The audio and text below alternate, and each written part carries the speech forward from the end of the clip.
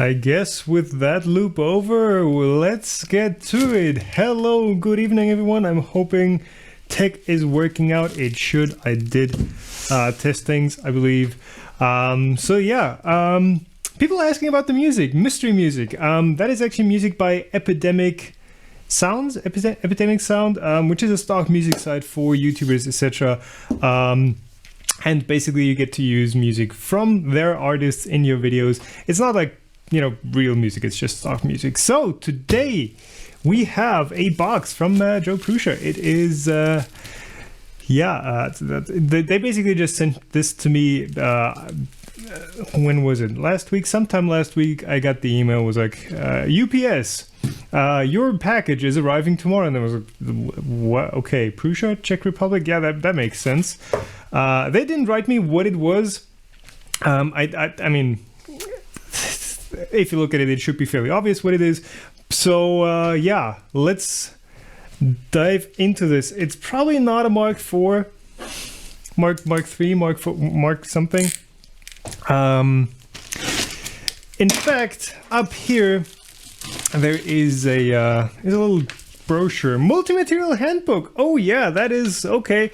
That's a dead giveaway. So Prusa, yeah, they like to make their handbooks. So multi-material handbook. This is the printer already kitted out with the quad extruder upgrade.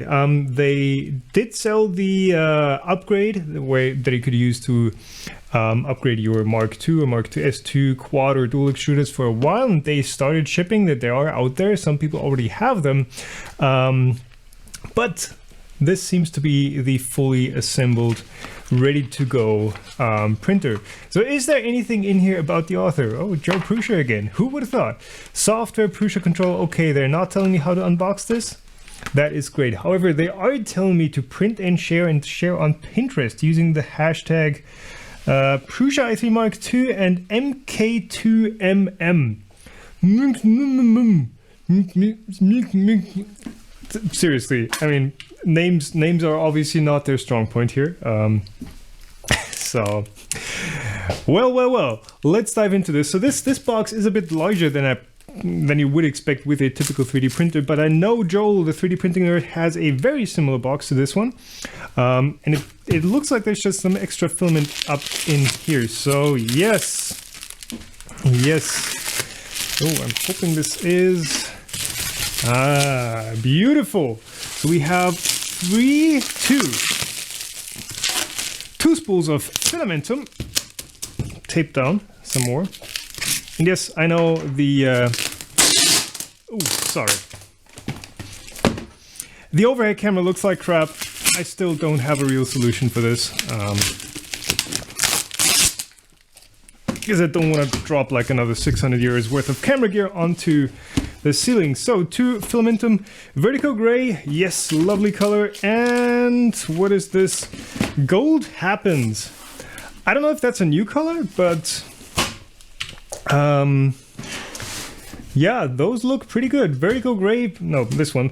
Been printing with this perfect, sorry about the sound.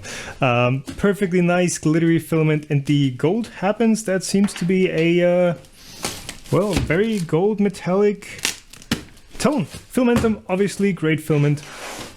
So that is good to see. And another spool up here from Verbatim.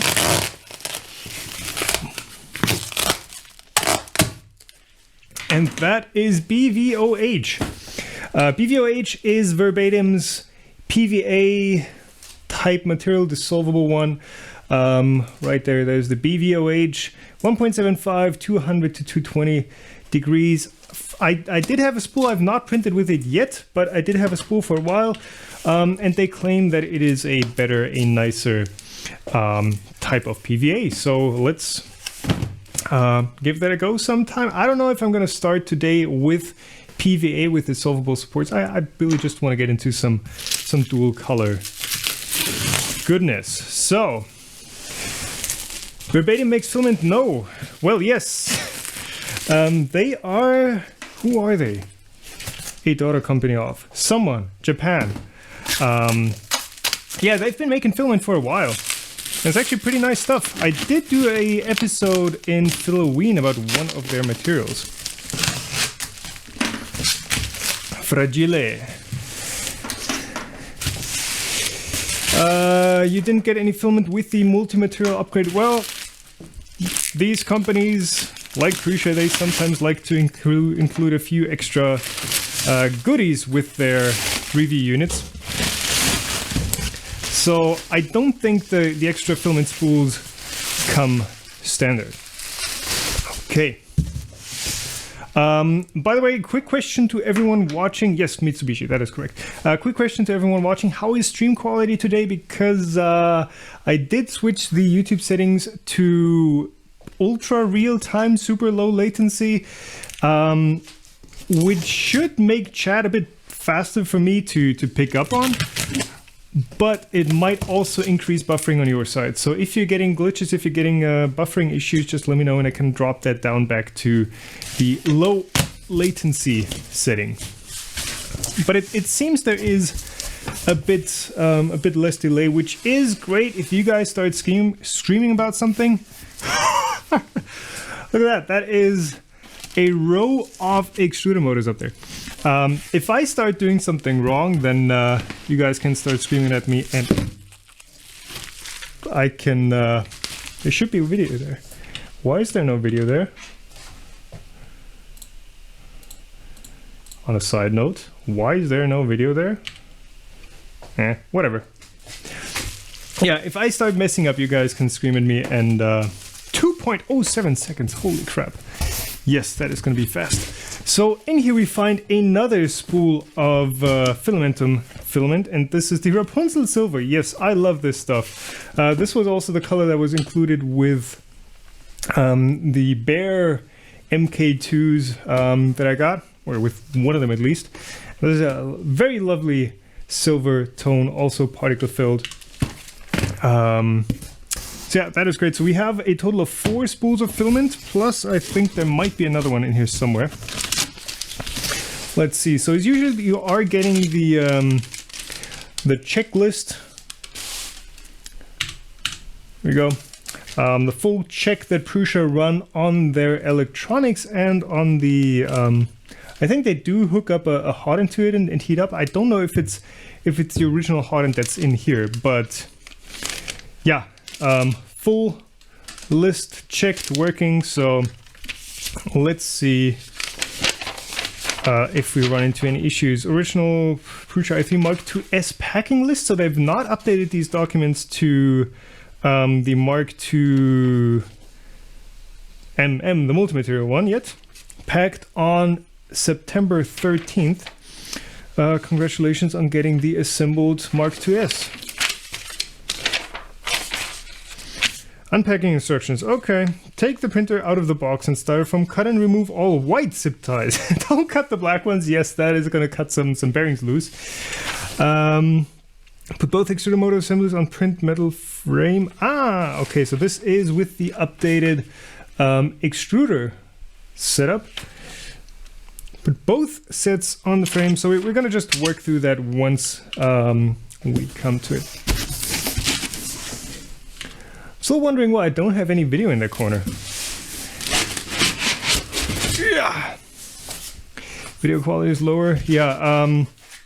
Your YouTube player might be stepping down video quality to a lower bitrate, to a lower resolution than usual to keep up with the real-time one. Oh, more filament. That might be a downside. I think the low latency setting is a bit better, but it's not drastically better. So I might just step that back down to the regular low latency one. Another spool of filament. This is Prusa's own brand in copper. I'm thinking this is not a metal filled one. And this is accessories. EU, so there's a EU European power cord in here, I suppose. Let's see, let's get this thing out.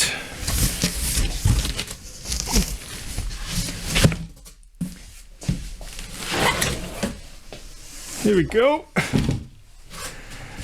That looks massive with all those extruders up there. Anything else in here? No.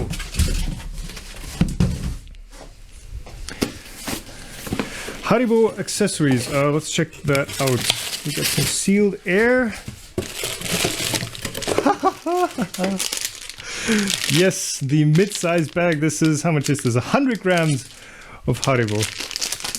Very nice. I'm gonna save that for later. You guys are buffering 1080. Okay. Ooh, new spoon mounts. These. That is sexy. I'm gonna give you a detailed look at that in a second, but first, these are spool holders, I suppose.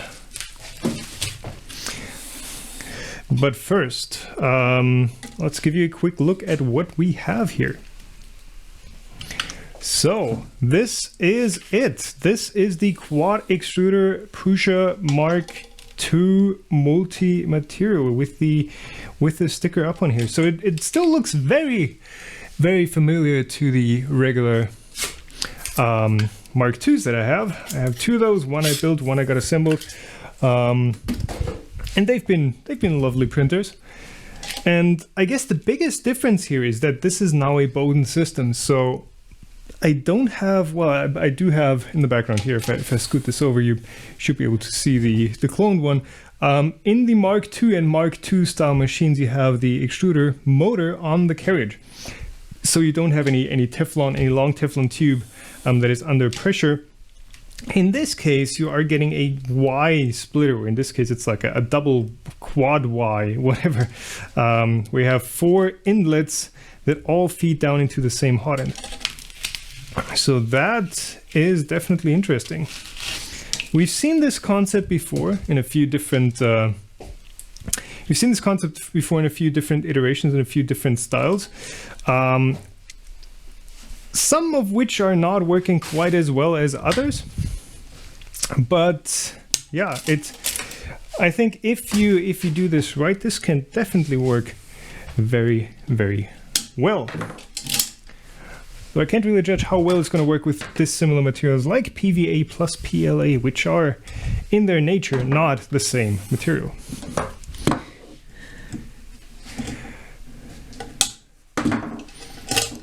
Cut all the zip ties, yeah. As to people asking about this studio space, yes, I did change around a few things. So this is the side that you used to see in my videos. But I kind of just got bored of that, so I fixed up that wall behind me. This used to be like a bare concrete wall, so I put some laminate wood over that and made it pretty. So now we have a simpler backdrop to shoot against. It appears there is some sort of mark on the bed already. I think they already tested this one, maybe? Nah, it doesn't look like it. But yeah, same multi-zone bed, the same MK42, same E3D V6 Gen 1 in here, obviously built into the carriage, all hidden away. Same Pinda probe, but this one has the newer clamp style Pinda holder. Holy shit, is that as fluorescent orange for you guys as well? Because it is really fluorescent orange in real life. Clamp down Pinda probe, so you can just open up that screw and roughly adjust it. Previously you did have to open up the screws on the top and bottom. What else changed? Ah, yes, on the back. On the back, now same power supply on this side, just like the old ones, but now the bottom unit here, this is injection molded, so this is not a 3D printed part anymore. This used to be a black shroud over this, and now it is a solid piece of injection molded plastic that houses all the high voltage connectors here, and the switch is set correctly on the 110 to 30 volt side. So that is a new injection molded part. Over here we also have 2 new items. So we have the regular old control box. This bottom looks interesting. It's like a texture on this. You can see that probably. Same control box for the Rambo, but now we also have this multiplexer box up here. So this is what takes the control signals that would usually just control one extruder and splits it up into 4. So there's basically the signals from one extruder going in here, and then you have 4 extruder motors coming out of this. That is basically the big thing with the Mark II multi-material upgrade. Your board, basically your control board, doesn't really need to know that it's doing 4 extruders. It just has, ooh, that sits up there nicely. It just, it controls one stepper driver and then switches which of these extruders it actually goes to. So that can be quite a nice concept if it works reliably. I think it should, but yeah, time will tell. Okay, these Bowden tubes, they look pretty short. But then again, this splitter goes up pretty far, so let's see, this one over here, does it reach all the way? Yes, it does. Just barely, but it does. Cool. I don't think it actually matters which coupler we connect the Bowden tube to. Let's see, take the printer out of the box and styrofoam, done that. Cut and remove all the white zip ties securing extruder motor assembly, extruder body, and heat bed. So this is moving freely, this is also moving freely, and the Z-axis as well, got that. Hold extruder motor assembly while removing whites, okay, did that. Put both extruder motor assemblies on printer metal frame and we get a reference image right there, so we've done that. Secure extruder motor assembly with black zip ties, don't use white ones because you're going to cut those. Insert long PTFE tubes into blue Festo openings. Couplers. Happy printing. So I guess what's left to do for us here is to add some zip ties to these. Let's see what else we got in here. So spatula, I don't remember getting one that was quite as wide with the original ones. But this is quite a massive spatula with a sharpened edge, so this should pop under your prints really nicely. And it does come with a small protective sheath, so you don't cut yourself. Then new injection molded spool holders. These also used to be 3D printed, and now they are pretty much the same design, but they are now the same. It feels like they're the same injection molded plastic that the power supply housing is made out of. Probably just a cost saving measure because, well, these don't need to be 3D printed. But we're still seeing the facets on the edge here. That is interesting. Low poly. What else? Power cord. Obviously, you need that. We get a small wrench, a spare PTFE tube that is from the Y coupler into... these go from the Y coupler into the hot end, as I just...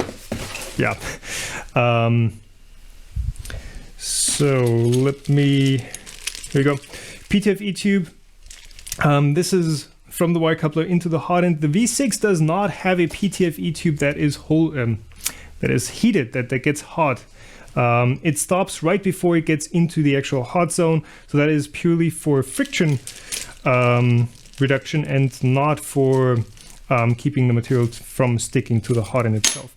And Joe Prusa just commented, these spool holders actually are more expensive to produce than the printed ones, which is interesting. So, okay, people are asking, why would you include these at all? I mean, these sit up here like that, and you basically, these are quite tight. Are they even supposed to sit up here? Okay, these are extremely tight.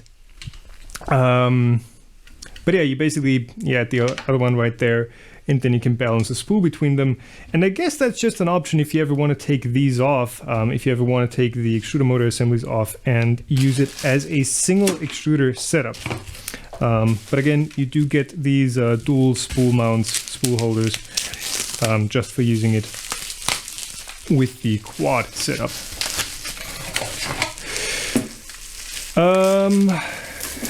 And Prusa will be switching back to printed ones. Okay. So I guess this was basically just an experiment. spool holders with a small Teflon guide. That is nice to see. That keeps the filament centered on the spool, which means it's not going to flip off the side of the spool. Nice. And they will never be shipping assembled MMUs. Cool. USB cord, not going to be using that. Small alcohol prep, isopropyl alcohol to wipe down the bed.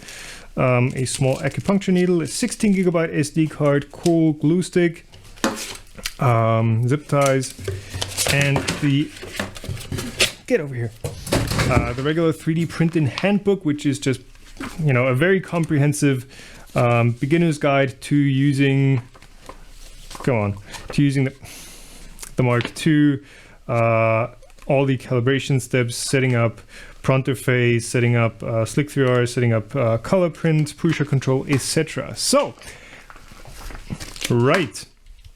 What else is there left to do? Yes, add a few zip ties right there.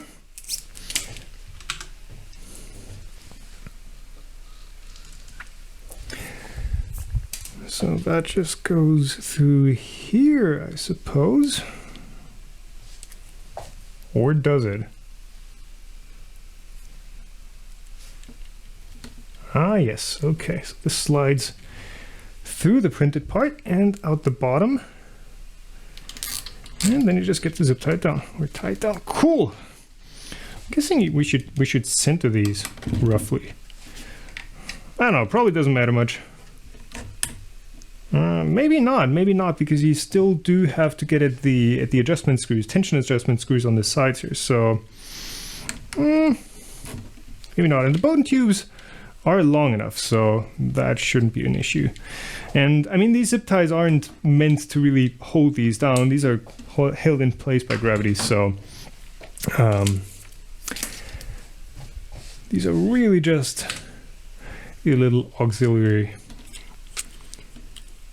feature right there. So 1, 2. Zip ties not like that? What? No, because I'm tying to the edge. Yeah, whatever. These aren't structural. These don't have to do anything in particular that requires them to be perfect. I wonder, do we have any sample G codes on the SD card? Oh, this isn't the micro SD card. I've gotten so used to just playing with these. Did I get the Haribo? Yes, I did. Shall we? Yes, okay, Bowden tubes, and that's gonna be the last thing, I guess. This one in the back, this one in front, because that means this one in the back here is gonna have the shortest run. And this one over here in the back as well.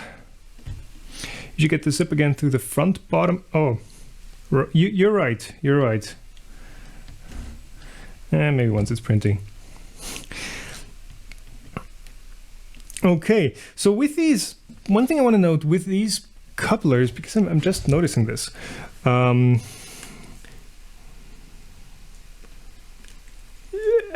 we go. All I need is this thing to focus. Okay, with these type of Bowden couplers, these are just quick release couplers that are typically used for pneumatic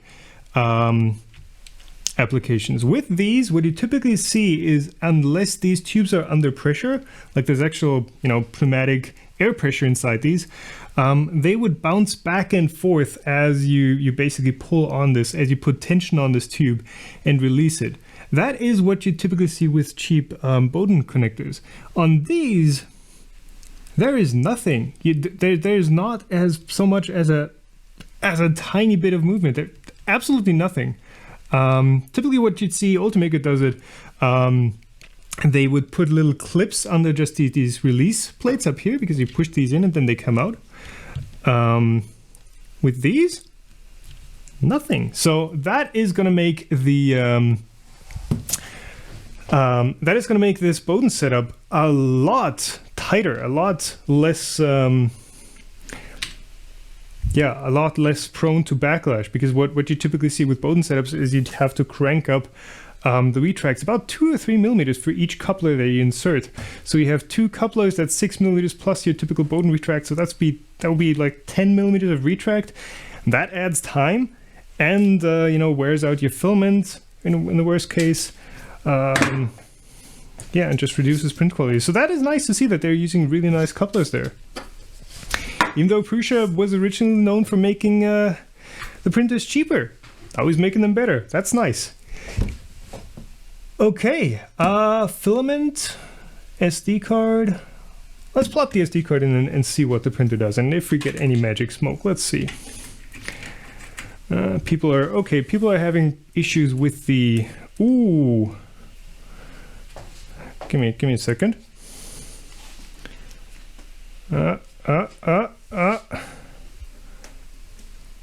Give me one second. Okay, now we're back up to speed. That wasn't, no.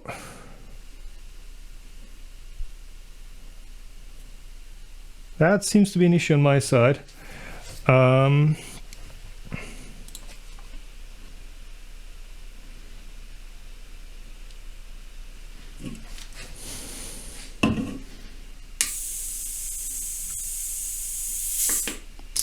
Nope. Yes. Nope. I'm sorry.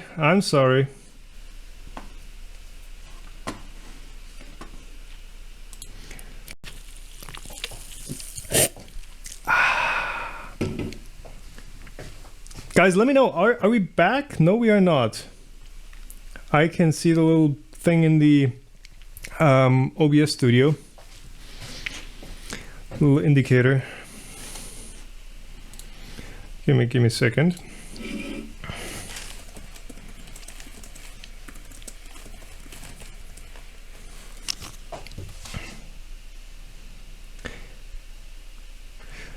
All good now. I know, I keep seeing it flash red. Yep, there we go. We're back in the red. Give me 1 second, I'll figure this out.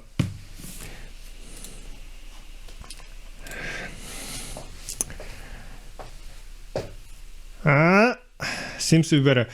I don't know what it is, but I'm pretty sure it is my internet connection crapping out. I do have like 10 Mbit upload, and I'm streaming. I've just stepped it down to 250k. Usually I'm at 6,000 or 5,000. Okay, we should be good now. Okay. Anyways, let me know if you guys are good on the buffering side. Video quality might have taken a dump. I'm sorry about that, but that's just how things go. That's why we're doing it live. You can't control what happens. You can only deal with it, and that is what these unboxing experiences are all about. Prusa is probably sweating blood and tears right now. But yeah. This is as unfiltered as it gets. Okay, off. Back here. Indicator is green, so let's try this out. Silence, that is nice. There is, yeah, as usual with the Mark IIs, there's no fan spinning up, there's nothing, there's just you know, good old silence. Right, that's it. It actually up here, whoops, no, that is a bit too far zoomed in. Let's actually get this protective film off. Where do I start? Right there, because this is going to add. They keep clamping this down under the under this front panel. Come on, guys! Like, how am I supposed to get in here? There we go. Okay. This is going to give us reflections wherever. Okay, stream is fine, perfect. So let's see. Prusa i3 Mark II. Okay, that is good. E1, so it is obviously running the extruder, the firmware that is aware of the quad extruders, and that's the wrong language. Does this have a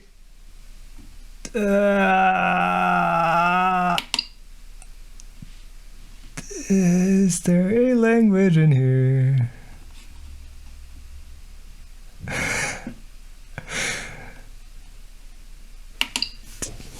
Okay. There's Prusa's helping me out in chat. And then... Is that it? Yes! Okay. Perfect. So let's check what's up here. This is off. Full screen preheat. Looks like the same, pretty much the same firmware that we have on the regular Mark IIs. That is good. All right, and is this in the manual? Stream is down. Come on, lagging again, buffering.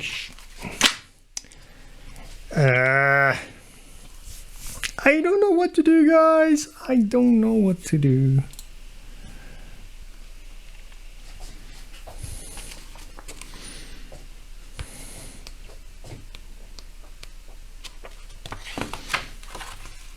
I don't know what's up here. I'm set up before printing. Okay, attach filament to the holders. Yes, assembled. Remove test print. We don't have one of those. So if video quality has taken another dump, I'm sorry. I don't know what's going on here.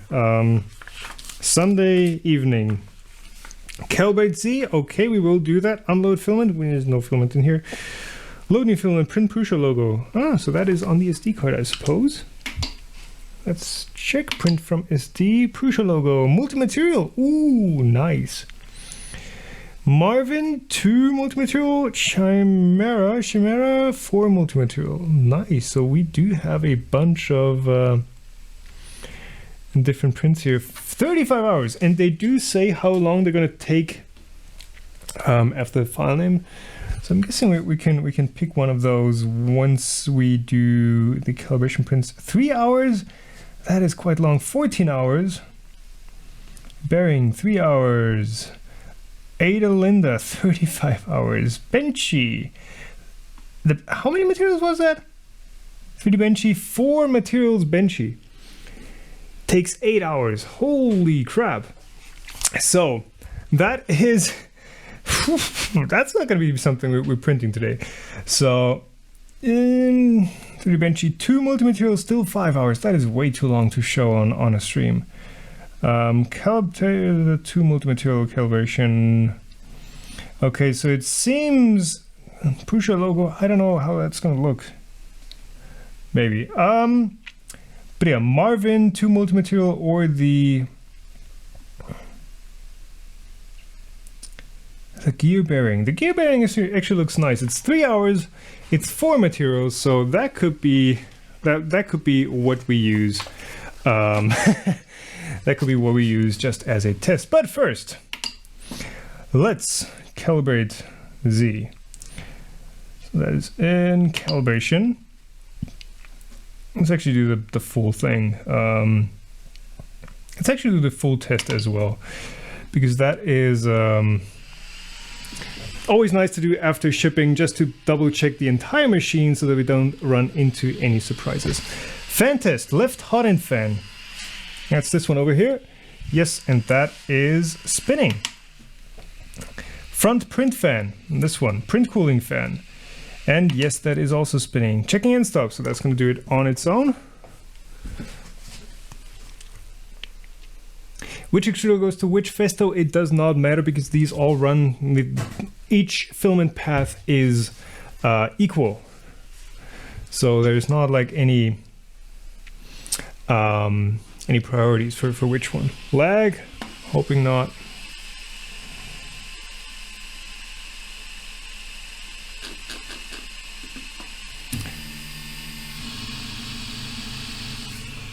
So very carefully, this might look super shoddy, but this is just very carefully running into the end stop, so that is working. Thanks.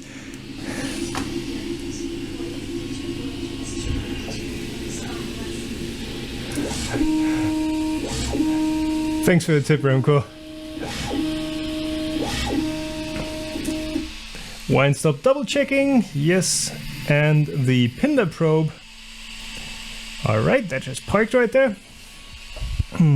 Is this part of default Marlin? No, it is not, unfortunately.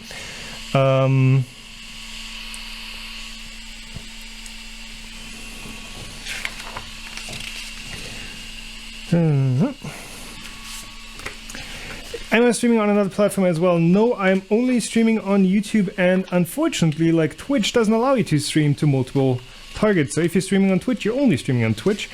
YouTube, I think you can stream to wherever else you want to, but right now I'm only on YouTube. I'm sorry, but this is not an issue with YouTube. This is just an issue with my internet connection. Again, I don't know what's up. I don't know what's going on. But there is something wrong with my upstream today. Did I unbox? Yes, I did. It's unwatchable. Okay, lesson learned. So I did try out, by the way, right now it is heating up the bed and seeing if the temperature response is what the firmware is expecting, what the bed is supposed to do. So that is happening right now. Of course, the bed is somewhat slow. Yeah. But anyways, lesson learned today. I've also tried the super low latency setting in YouTube, so the delay between when I actually say something and you guys see it on your screen should be super small, which also means the delay between your chat messages and me reading them should also be super short. But yeah, it seems to be too much for a lot of internet connections, including my own. So yes, I will not be doing that again. I don't really want to restart this stream, but let's just see. If it gets too bad, then we can always take it to another URL. This will be a completely different YouTube stream, unfortunately, if we have to restart it. So let's do the calibration after the self-test. The self-test completely finished without issue. Without issues. So all the axes are working. The heated bed heats up as expected, and it is slightly warm right now. The hot end heats up as expected in the time that it's allowed to heat up. End stops work, the Pinda probe works, so that's the probe that probes the bed. So now we can do the Z calibration, because that it might have done during shipping. It might have been done before shipping. But sometimes things get thrown off. Let's do the full XYZ. Calibrating XYZ, rotate the knob to move the Z carriage up to the end stoppers. Click when done. So that wording was changed after I tried to manually push this thing up by hand in my unboxing.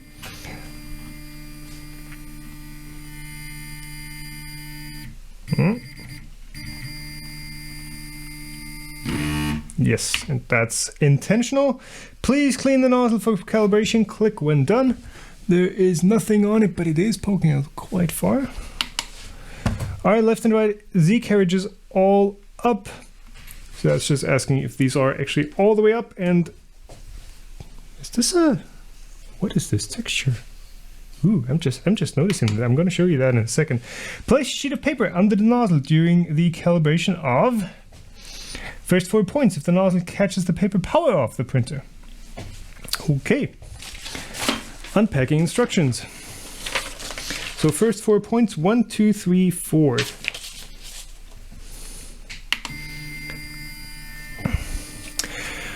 What was unboxed? This thing, the Prusa i3 Mark II multi-material quad extruder name.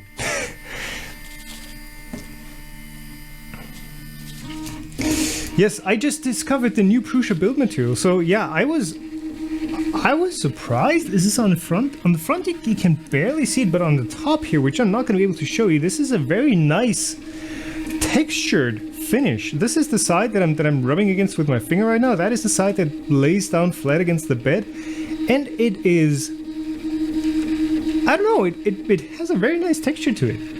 It's just not just shiny or anything. It has a very nice regular texture. These on the bottom here, you see motor mounts. They don't. They have the classic semi-gloss finish to them, as does the front. But these parts of on the top here, I like this finish.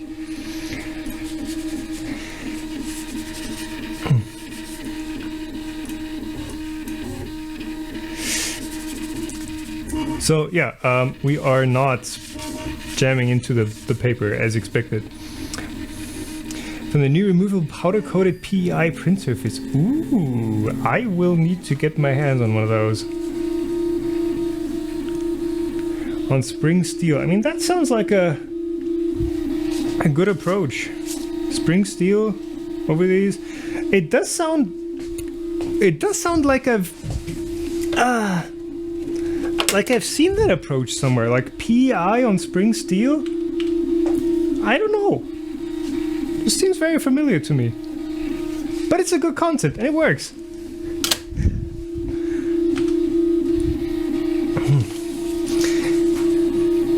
Yeah, I'm thinking this is not in silent mode, by the way. This is pretty loud right now.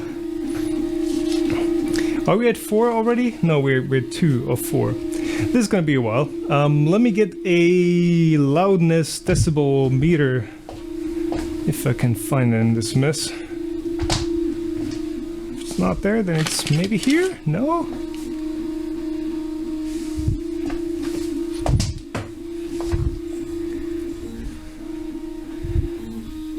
I'm trusting the printer, by the way. Ah, there it is. This is Prusa's creation. It's not gonna, like, eat itself.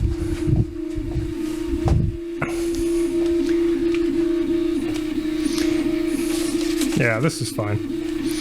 So distance 1 meter. I've actually written this on the decibel meter. This is roughly 1 meter. We are at 65. That is quite noisy. But again, this is probably the power mode, not the silent mode. What's in the box? What's in the... That's in the box. Print surface. Let's just read up on what else we're supposed to do. Because I do have a history on skipping the Prusa manuals.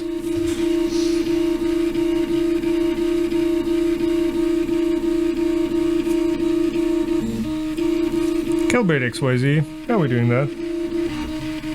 And of course what it is doing now with the Mark 42 heated bed is it is checking for the frame to be square. So that's probably more important with the kit version than with the assembled one, because the assembled one is going to be built fairly squarely. But if, say, you don't insert the frame plate at the right angle and instead install it twisted, something like this, where you don't build the bottom square and then, you know, have the wrong dimensions, the Mark II is going to compensate for all of that, for your errors during building, or if you if you drop the shipping box and you somehow mess up the geometry, then this is going to measure the calibration spots that are in the heated bed. Let's see if we can zoom in far enough for you to see those. Maybe. Maybe not. Where's one? There's one. You can see that spot right there. What is my camera doing? Those are spots that the probe that it's probing right now. Those are spots that the probe can detect. It can actually sense where exactly those spots are oriented relative to where it is expecting them to be, and with that it can compensate for those sort of geometric issues. So yeah, Prusa is shipping roughly 100 multi-material upgrades per day. Sounds about right. That does sound about right. So just to clarify, this calibration procedure, this is mostly automated. You do hit, this is okay, this is fine. You click through the process. You typically don't need to do that full thing. You do the Z calibration, and that basically just measures the height of each of the spots on the heated bed, and then it does its how do I describe this in simple terms? It compensates for the bed not just being out of plane, being like not installed parallel or tram to the actual axis of the machine, but it also compensates for the bed being slightly bowed or warped or twisted or not flat in basically any way it can be non-flat. and that's what it's doing with this with the quick Z calibration. Right now it's also doing the entire squaring check. So yes, it is doing a height map. It is doing some crazy bilinear math, whatever. That they've done some really extensive software work there. And it's not just 9 points. Well, it is measuring 9 points, but it is mapping out a surface over this. So while this printer does its thing, let's first do some filament unboxing. How is Tom today? And that is a pale patch of skin. What? Let's do some filament unboxing while the printer's making noise in the background. So Prusa Research, copper, and I think you get 1 spool of filament with each Mark II. Whether it's a kit or I think the assembled one comes with more. Prusa, correct me if I'm wrong here, but you do get some filament. So this is the Prusa Research copper color. Okay, this is definitely not particle filled. There is, well, at least it doesn't look like it. There is probably no copper in this. It's almost like an orangey brown. Interesting. It's gonna be interesting if this is something you can polish to a shine. Okay, so that's the first material we have, the first filament. Then filamentum Rapunzel silver. I actually have a spool of that still somewhere. You know that thing when you have like filaments you love so much, you want to save them for those special occasions, and you don't end up using them at all. That's kind of what happened to me with the Rapunzel silver. So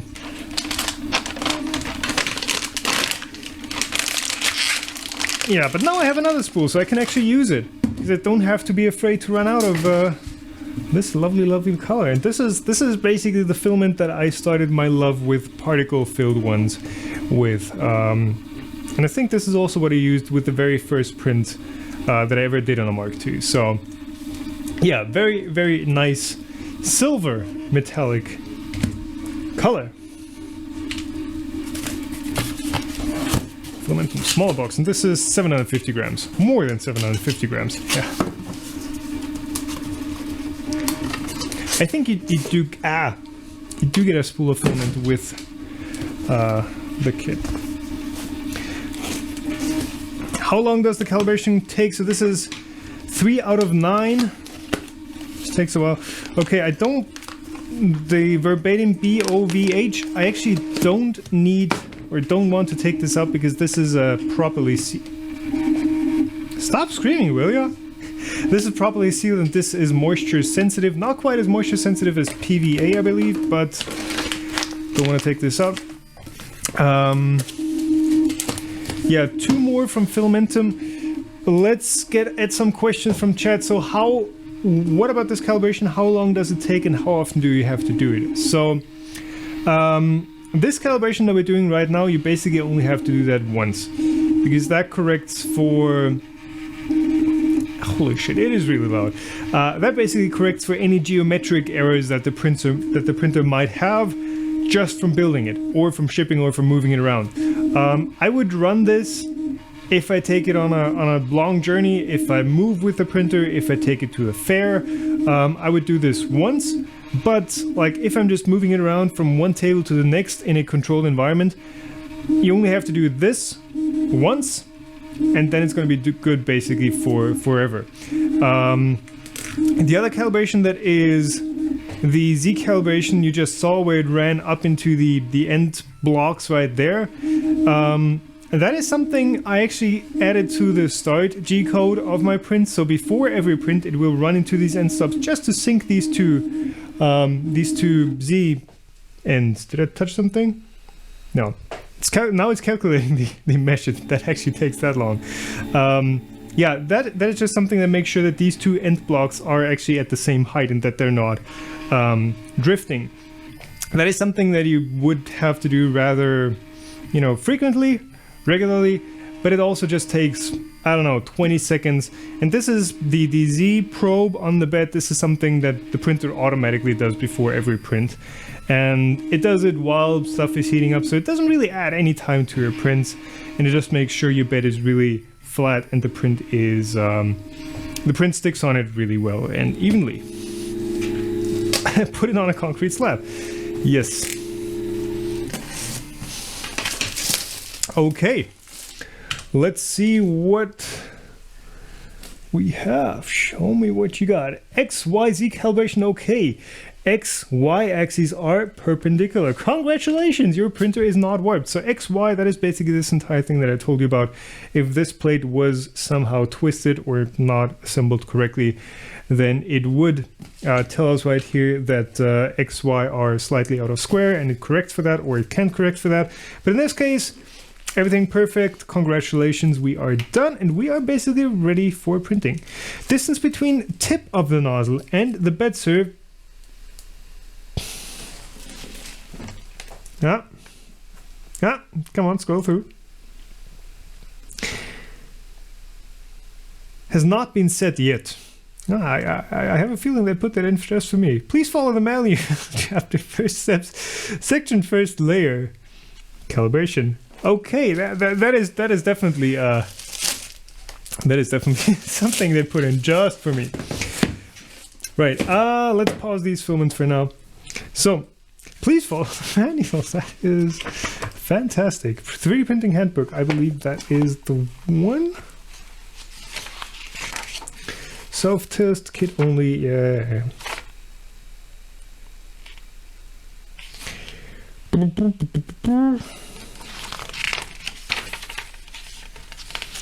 Calibrate the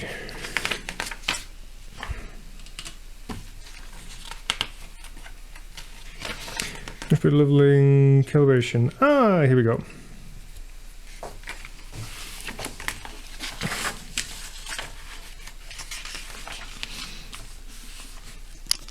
Kit only, first layer calibration, kit only. We are still going to calibrate it. We're going to do one calibration print, and I'm not sure which one of these is actually extruder 1.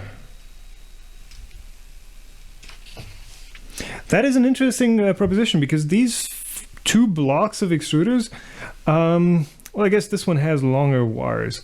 This one could be 1, but this one could also be 1. So if you're just doing a single extruder print, let's see if the manual tells us anything about that.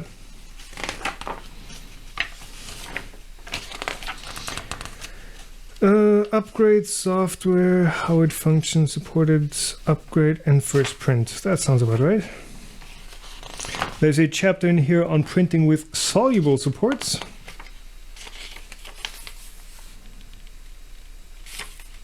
I guess we can just go and load filament. That's why I need to read the manual on which extruder goes to which festo. What? Nah.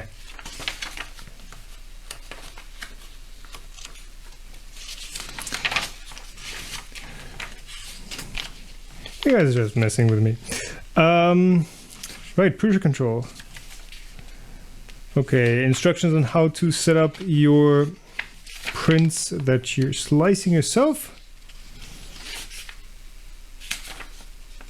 Smart wipe tower. Yeah, that's actually quite an interesting feature, and I will check that out. Wipe towers have been quite frustrating with other machines. List of tested filaments. Cool. So that is something 1,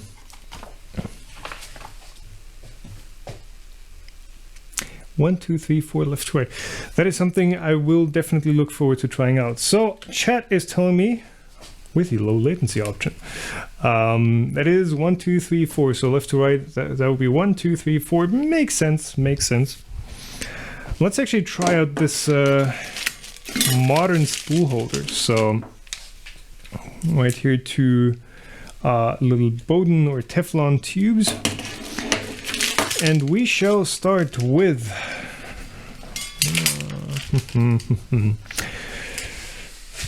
where did I put my filaments? There we go. Silver. Yeah, let's keep history repeating itself. Let's do Rapunzel silver. So, snip off the end, flip it upside down, feed it through the little Teflon tube.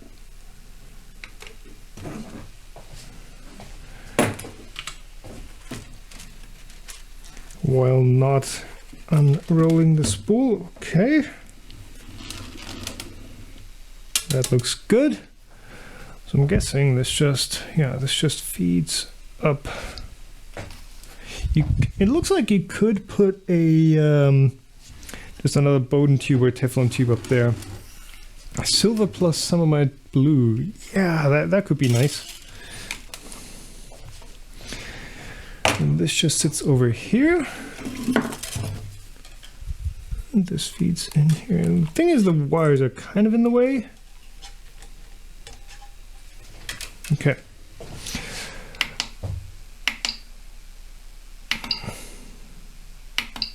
Let's load some filament. Silver, copper, gold, Tom's blue. Is it possible to print PLA and ABS together? No.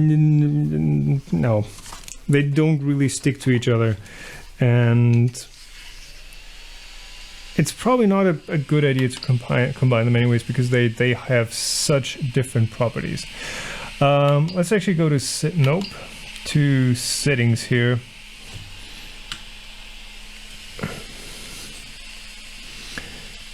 And there we go. Settings. Mode high power. Yeah, let's turn that to silent. That should drastically reduce the noise this thing is giving off. 146.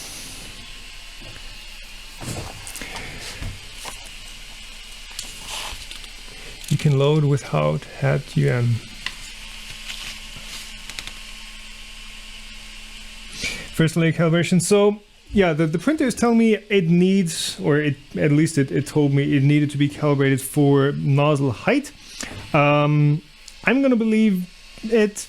I have a feeling that it's like a remainder of the of this thing typically being a kit build, because typically the assembled ones don't need that calibration, though it certainly does, and it does not hurt. Okay, 215, load filament. Load filament 1.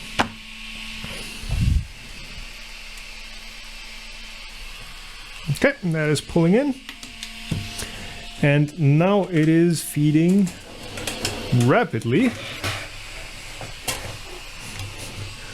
Too rapidly.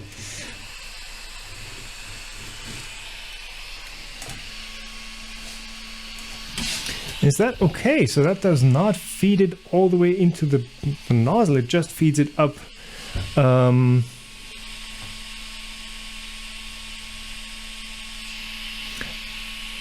It just feeds it into the Y coupler. Okay.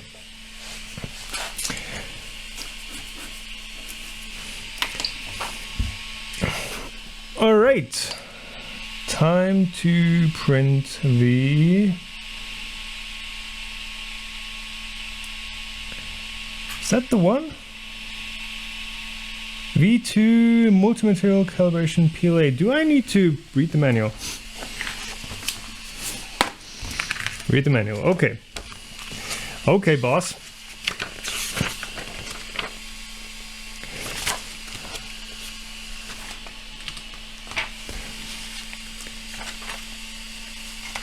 I just want to print. Come on. Or you will jam it up. Okay. Filament and print quality. Why is the printer not telling me what to do? It was doing so well. Printing in Prusa control. I just want to print something off of the SD card. I don't care about slicer setup right now. Single mode. Nope. Frequently asked questions. Well, that's it. Troubleshooting. Probably. How can I afford these 3D printers? Well, I put in lots and lots of hours and do this stuff non-stop, and eventually you're gonna get companies to send you this stuff for free. So yes, I did not buy this one. This was sent to me from Prusa Research without any charges, any payments either way. I didn't pay for it, they didn't pay me for anything. So yeah. Print V2 calibration of SD card. That is pretty much a result of just having been at it for so long.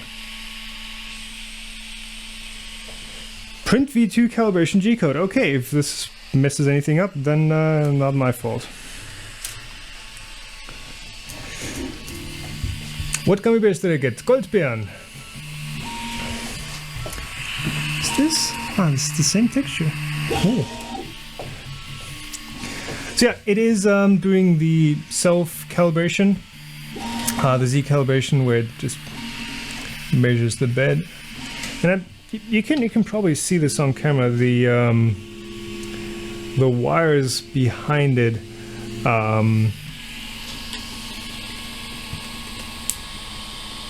Okay, this is way too far up.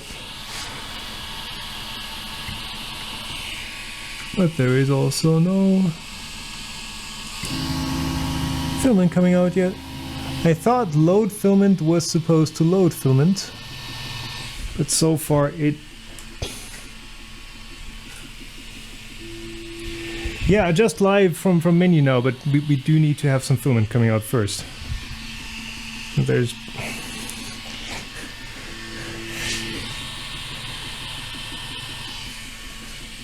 Loading is a two-stage process. Okay.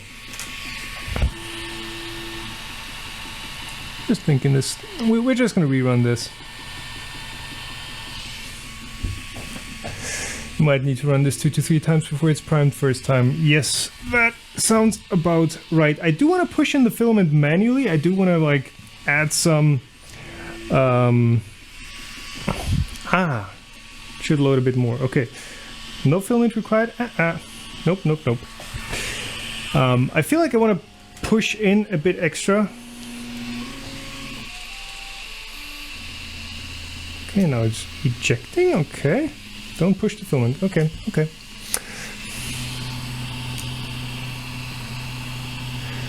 So I'm guessing this is just part of the process. Is it? Self-test okay. Are we done? Yes, we are. Okay, let's just run this again. Move axis extruder. That is actually a good idea. Let's try this. Quickest way to reset everything is just to hit the reset button. Preheat. A good point using the move axis.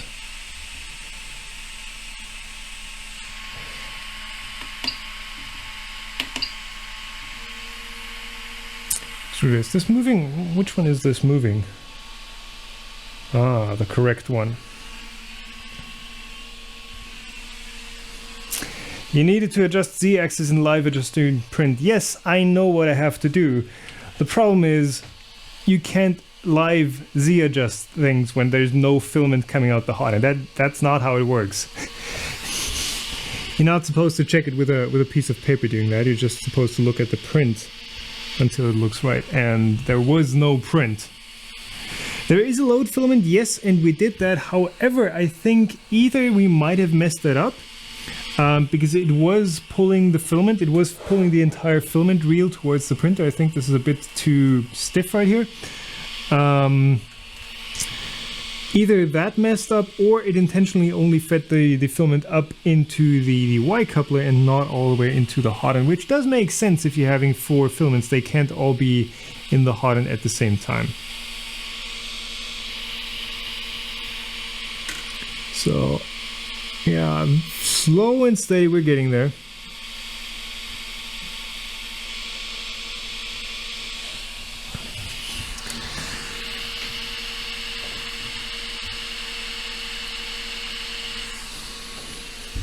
Don't get mad at chat.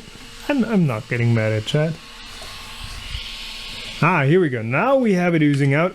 That's what we wanted. You can see the little dump it's doing over there, and that is black filament. That is not what we expected at all. Deep black PLA. So yeah, this printer was tested. Page 12.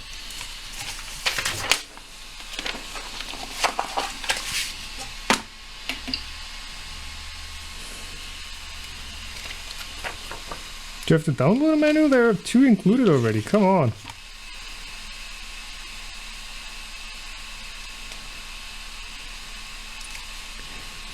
Calibrate Z, yes.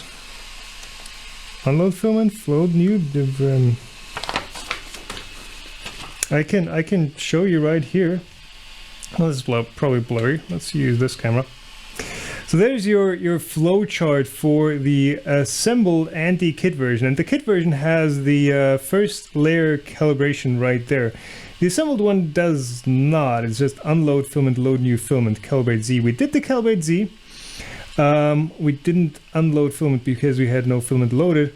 But with the kit, there is the first layer calibration right there. It's 639. So yeah, I'm just gonna go through the V2 calibration again. 639 first layer calibration. Yeah, yeah, we're doing that. We're doing that. It's all good. It's all good. We're there. We're there. So let's try this again. I think it might have just been the filament load that messed up. That didn't load all the way, maybe. V2 calibration, let's go.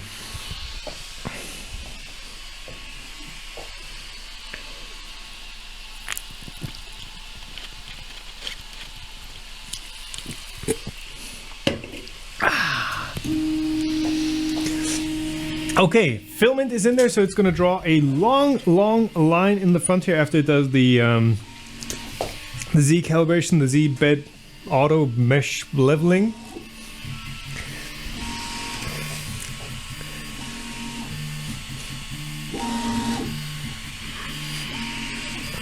Calibrating Z, and as soon as that's done, I'm going to jump into the menu and go to the, here we go, tune, hold on, there we go, electricity. So as you can see, and as you probably cannot see,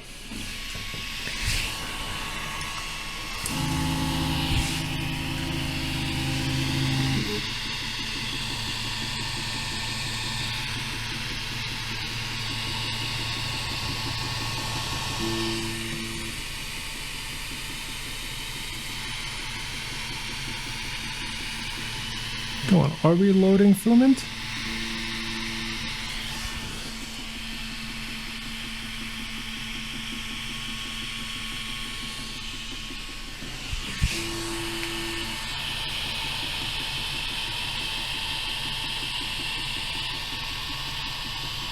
Feels like it, but there's still no filament being extruded.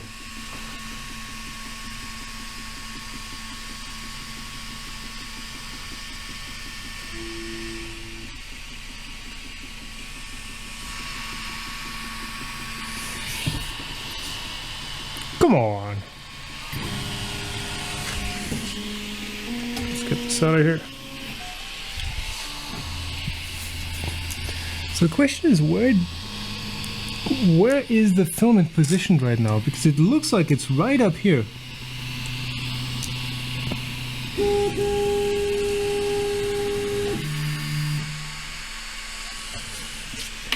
Let's retry.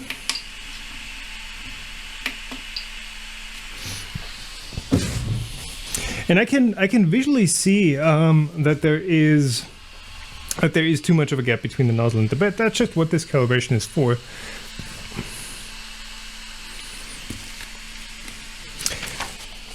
And by the way, guys, yes, we are doing exactly what the manual is telling us, even though it's blurry and you probably can't read it. But first layer calibration kit only, yes.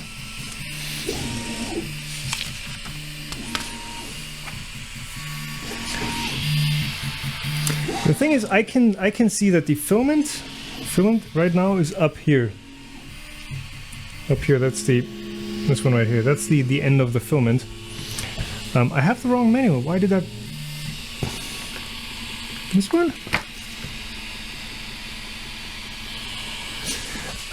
Okay, let's. No, the step-on motor is not reversed. Let's actually just check out wrong manual.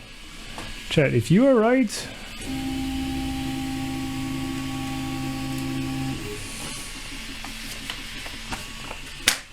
Multi-material handbook, that looks exactly like the one we have.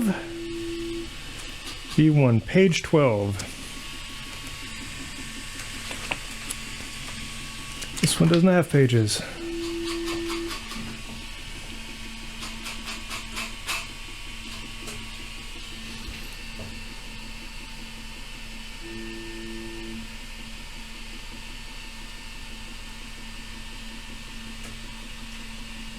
Fast feed and prepared for the operation. Yes, that is exactly what we did.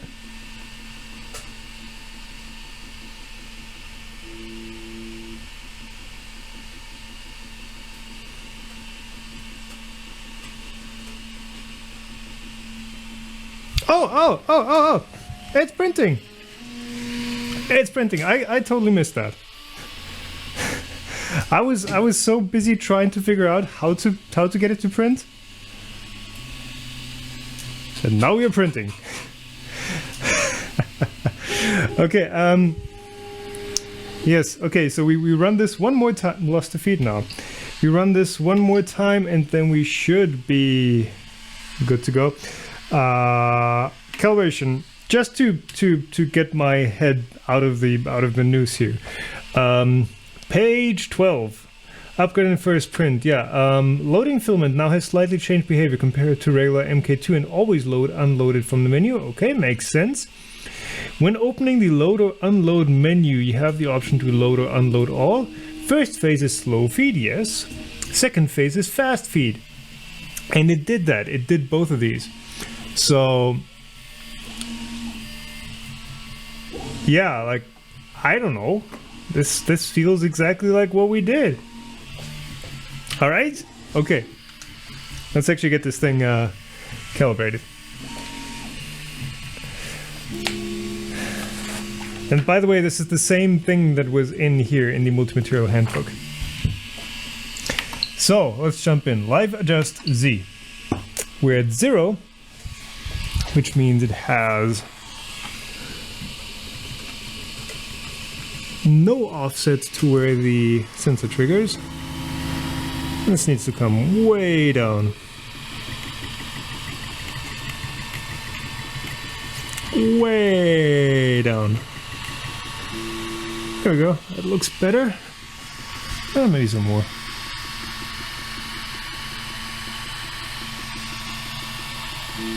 Yeah. 1.395 millimeters. That is quite far. But distance looks about right, and the extruder line looks right.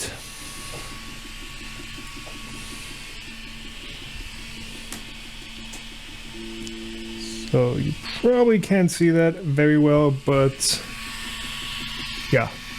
It's maybe a bit too far down, maybe a bit too flat, but we can always pull it up just a hair.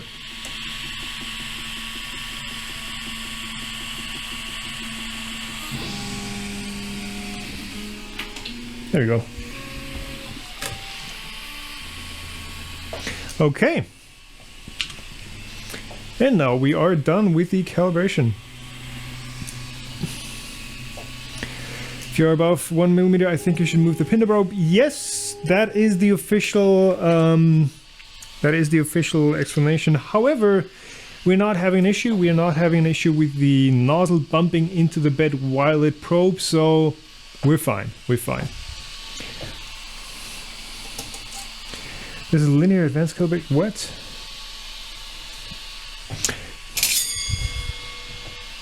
I like the sound of that.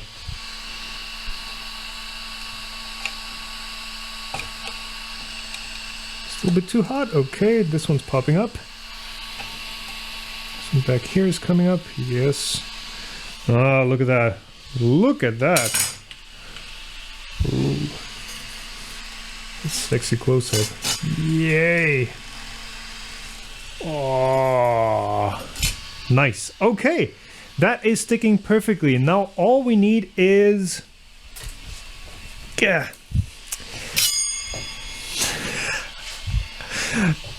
Prusa, good job on this spatula, because this is just really satisfying.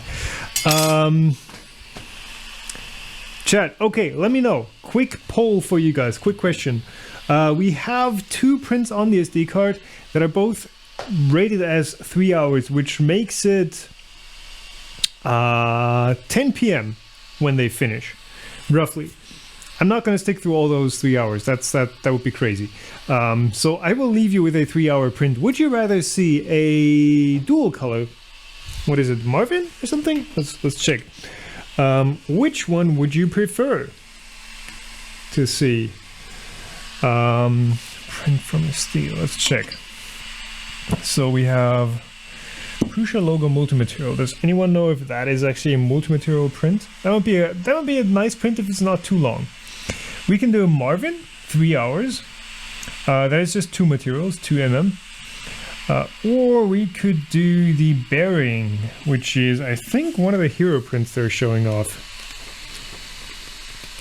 That is 4 materials. We're not going to be printing the Chimera, sorry. Because I think that is, how long is that?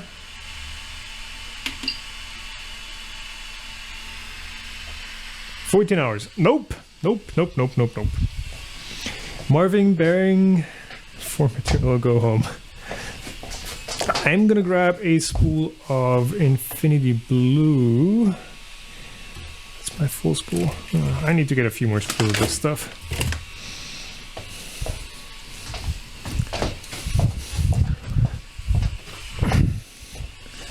Here, there's that bearing. Okay. Everyone wants to see the bearings. Cool, let's do a quad material bearing and let's hope the stream lasts through that. So, fresh spool of Infinity Blue.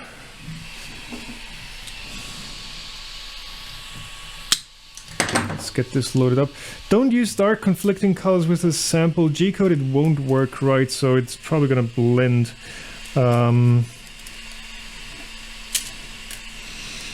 So I guess I'll just use... Is this a metallic filament? I don't know. I guess I'll just use... yeah, get in there. Some regular toned down colors. So, where are we? Preheat. PLA. Let's wipe down the bed real quick before we commit to a 3-hour print. Only German YouTubers get the spatula. Why can you not export that to the US? That doesn't make any sense. Oh, that... Okay, 2 wipes.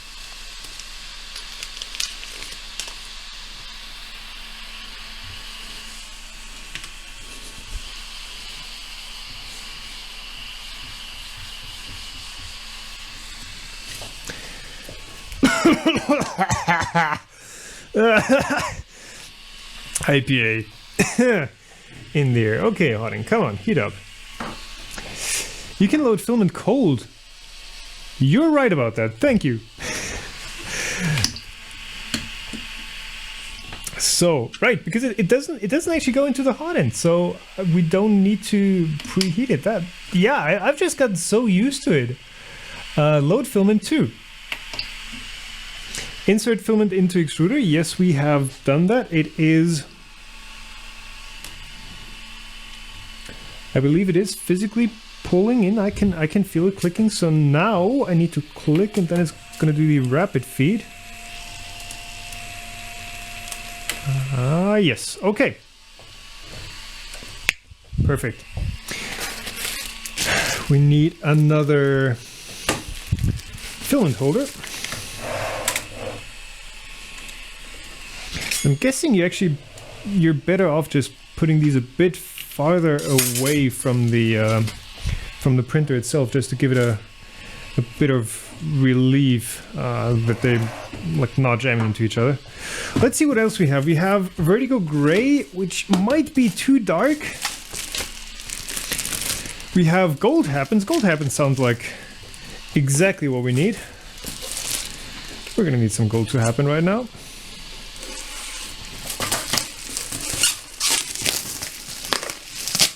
Cold loading on a Bowden, yes, because this Bowden does not go all the way into the hot end, or it doesn't load it all the way into the hot end. It just loads it up to about here, and then when it needs to color, it actually pushes it the rest of the way in.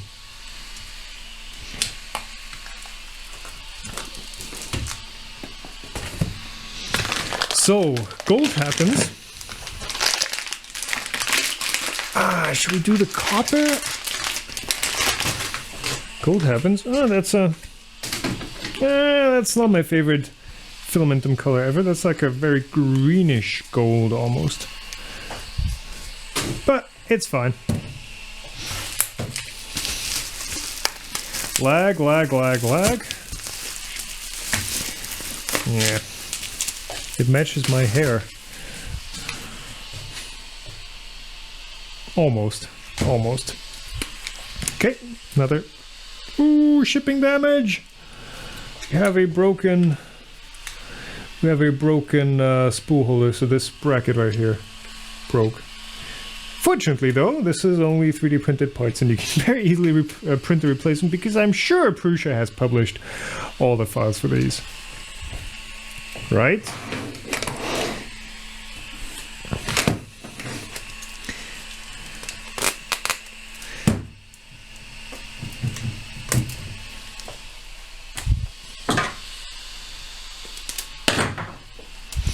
So, feed it through the Bowden tube again, through the short one. Those are acrylic. The sides on these spool mounts, or spool holders, are acrylic. They're just little square sections. I think now that they're probably laser cut. Yes, they are laser cut. They're definitely laser cut. But the connector pieces are 3D printed. So that is inserted far enough.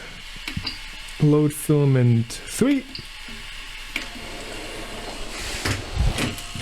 Yes, it does drag the spool holder. You probably did see that. Gold and what else? Vertical gray. That might be too dark, but it would fit really well. I'm just gonna try it. I'm just gonna try the vertical gray because it is the included color. So let's try it. And vertical gray isn't really that dark. It's not a real black tone. It's more of a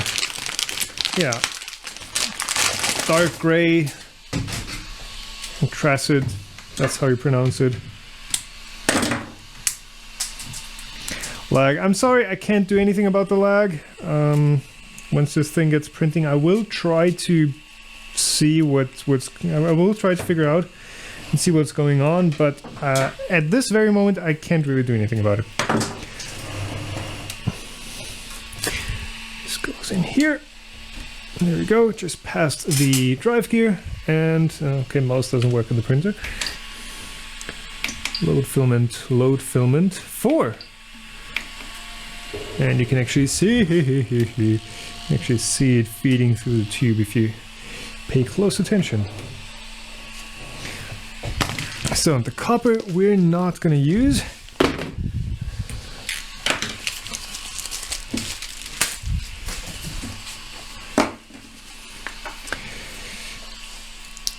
Puncture needle, might need that later. Cool. 4 materials loaded. 1, 2, 3, 4. We have Rapunzel Silver, Infinity Blue, Gold Happens, and Vertigo Gray. 4 very nice colors. Yeah, again, for anyone wondering what happened to the old studio, look, there's the old studio backdrop. And now we pan over, and it's the new studio backdrop. Same room, new perspectives. Cool. That's loaded, bed is clean. I'm thinking we should be good to go. Let's just try it out. Okay, that's good to see. Print from SD. Marvin, bearing 4 materials, 3 hours.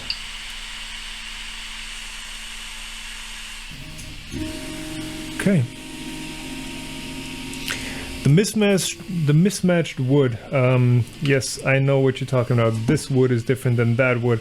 I actually want to replace this. This is just a countertop. I want to replace this and get a bit more contrast in here. I know this is some sort of nut, and this is some, I don't know what these colors are, but they're different. I know. It bothers me too. Trust me, it bothers me as much as it does you. So theoretically, it should be priming some stuff now. You can hear some filament coming out. Yes, that is actually one of the trickier things to figure out. How do you prime a hot end when there's like 4 different colors and you don't know where exactly your filament is inside these Bowden tubes? It might be here, it might be here, it might be somewhere in between. You kind of have to create a G-code that you know, purges material without you know, without failing so catastrophically if it does not purge correctly. So this is looking good so far. Ah, I see what it's doing. So it's starting out in the front and then moving towards the back slowly. So it's kind of infilling a small section of oh, that's clicking. Something's clicking. Ah, the filament's getting caught on the wire loom back here. That's interesting. Let's just rotate you a little bit.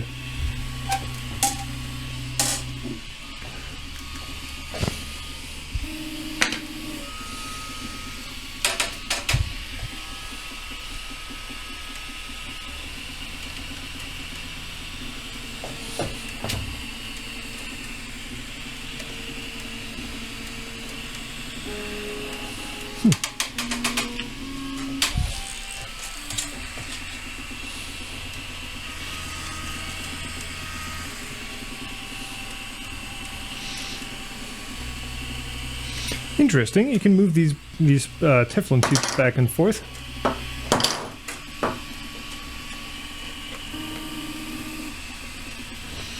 And I kind of want to pull these forward a bit because this pulls up. So these are perfectly vertical. So this will be quite a sharp transition right there. So yeah, just trying to get these working reliably and not pulling around. The one issue I can see with this specific setup is that these filaments, they are dangling down quite a bit, so that as they're being reversed, they drop down and they are actually touching the bed and these wires. So that could be an issue with some very specific prints. And there we go, that's our print. Starting. That's the very first bit of my very first multi-material print. Some sort of a base.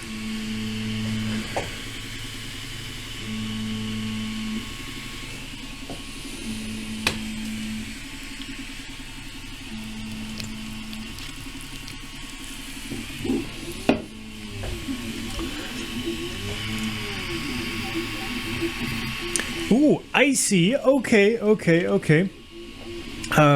can kind of make it out back here. So what you're seeing back here, this section, this box section back here, you can make it out on the overhead camera. This section back here, this is where the prime area is going to happen. This part up here, this is the actual bearing itself. So that's interesting. It's quite a large priming area. I was not expecting this. But Z height seems to be working fine, and so far everything looks good. I'm looking forward to the first switch.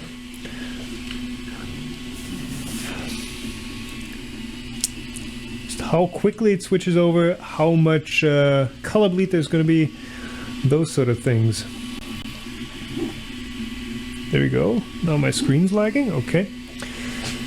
Sound check of silent mode. Ah, yes. Good idea. Because right now you're not seeing much anyways. So a meter again, roughly. 50 decibel. Oh, that's off screen. Sorry. 50.1 to 50 point something, which means it's 15 decibel less. That is quite a lot. We were having some sort of resonance in the power mode, or high power mode. So it was definitely louder than it usually is, but it's a big difference. This is really nice, and I'd say quiet, as are my other Mark IIs. Obviously, they are not loud printers, but yeah, silent mode makes a huge difference. So this is the first bit of color switching. It is now printing with... Okay. It was printing with nothing for a second apparently. Okay, now it's pulling in infinity blue. Okay, and it's just priming from the front to the back. Tom, check your con. Maybe increase the stream buffer latency. Yes, I will check out the latency setting on YouTube, but I just found out I can't change that once a stream has started. So unfortunately, for this stream, without actually moving it to a new YouTube stream page, to a new URL, I can't do anything about it. I'm sorry. I will definitely not be using ultra low latency again. Low latency seems to be okay, but the ultra low latency is just, it's too much. It is too much.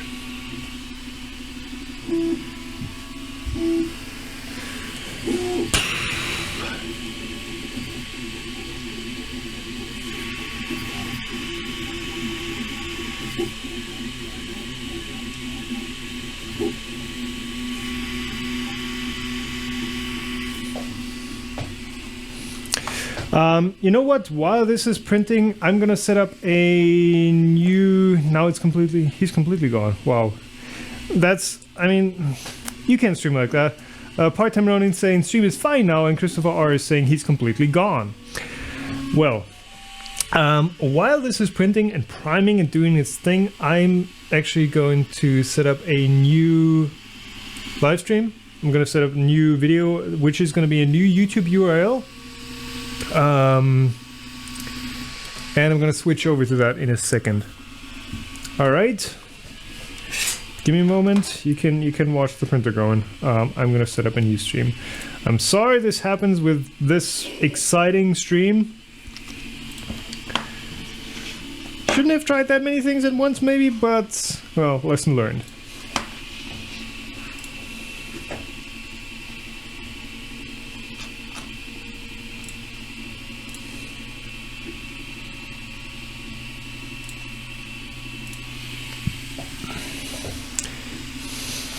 Next stream in 1 minute. Yeah, I'm gonna leave this one running for now. I'm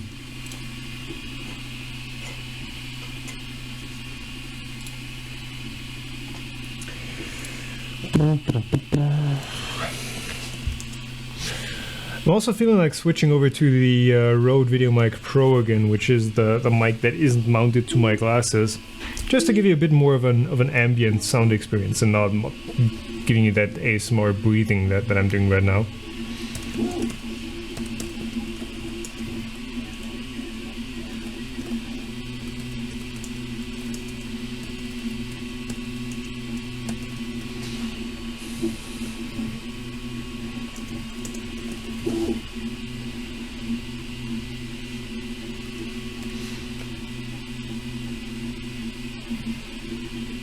Today, 8 p.m.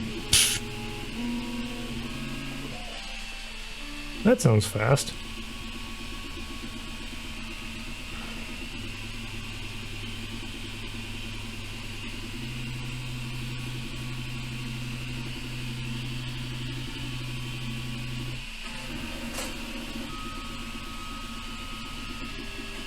So we went through Rapunzel Silver, Infinity Blue, Gold Happens, and now we're on Vertigo Gray. So this is the darkest color of all four. Just lower the bitrate. Come on, I already did that. I'm already at 2.5K. I was at 6K before. M-bit.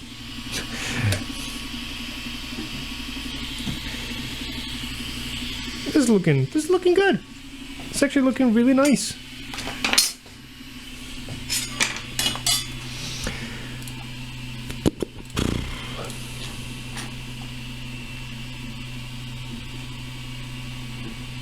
I'm not gonna have a thumbnail, but that's fine.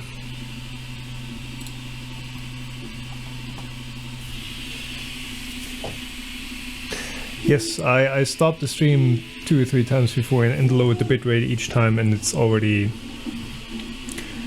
lower than I want it to be.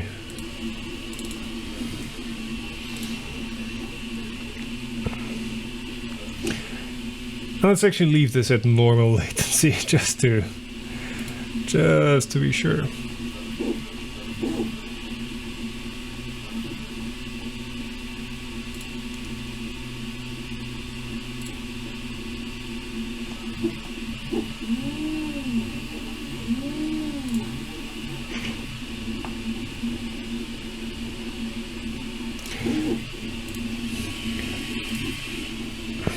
Expected time is 3 hours, and I just posted the URL to the new stream that I'm going to switch over momentarily.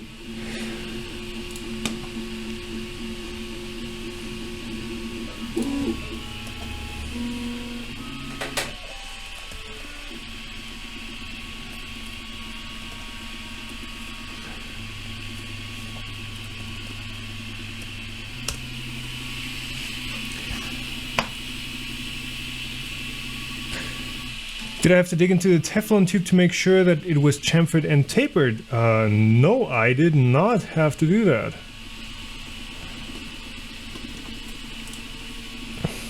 Okay, give me a second. I will stop this stream right now.